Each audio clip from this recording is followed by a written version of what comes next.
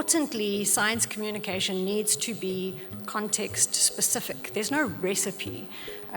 You really need to be responsive to your decision maker needs to make this work.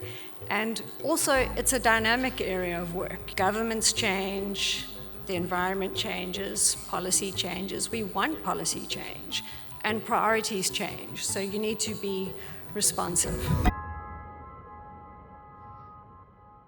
South Africa advanced in 2018 from having 25 coastal marine protected areas, covering only 0.4% of ocean area around South Africa, in 2019 to an expanded network of 20 new marine protected areas, leading to a 10-fold increase in protected area states. And importantly, these weren't just in easy to proclaim areas, but they were optimized as far as possible to deliver the most benefit, to have the least conflict. But they're certainly the real important areas, and they cover 87% of our marine ecosystem types and just 5.4% of our ocean area, making up 97% of our current estate.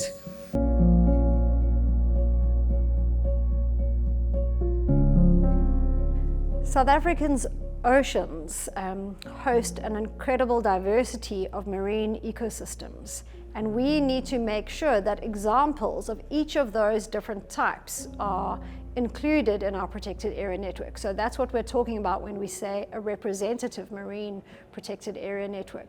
So on land, just like we have forest and fynbos and desert, under the sea we have this incredible diversity of systems. So we have not just the coral reefs and kelp forests that people know about, but abyssal plains, undersea mountains, like incredible submarine canyons that cut into the shelf. We have sandy areas, we have gravel areas, we have rich muds, and we want all of those different types of ecosystems within unique sets of species that they host to be included in our protection.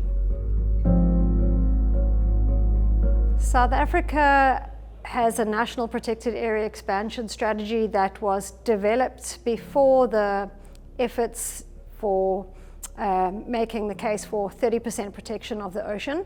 So our current protected area strategy commits to a representative marine protected area network with long-term goals for 20% ocean protection. That expansion will also be in line with our ocean economy, but I also think we'll use a much broader diversity of spatial management measures. So we talk about the tool of other effective conservation measures, which are areas that are not protected areas, but are delivering benefits for biodiversity. So for example, a small-scale fisheries priority area where the fishery is well managed might also provide benefits for protection, and in doing so contribute to our protected area targets.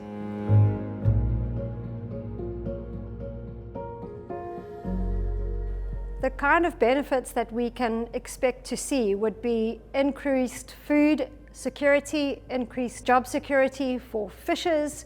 We could see strengthened resilience against climate change among coastal communities.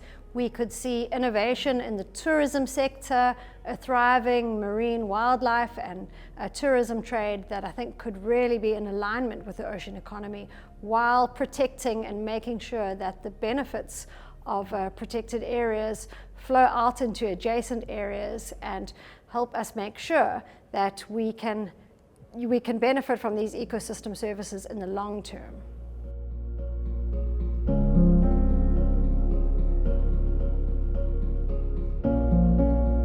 A regional event like the WIOMSA conference is really important for bringing together the community of practice from the Western Indian Ocean so that we can share our knowledge, get new ideas, get inspired, find out what's working, what's not working, and that information can feed into the global processes, including in the high seas, the areas beyond national jurisdiction. Often the African perspectives get lost, but an event like this brings us all together and brings other international people in, and that really helps for the information to flow up into the global processes.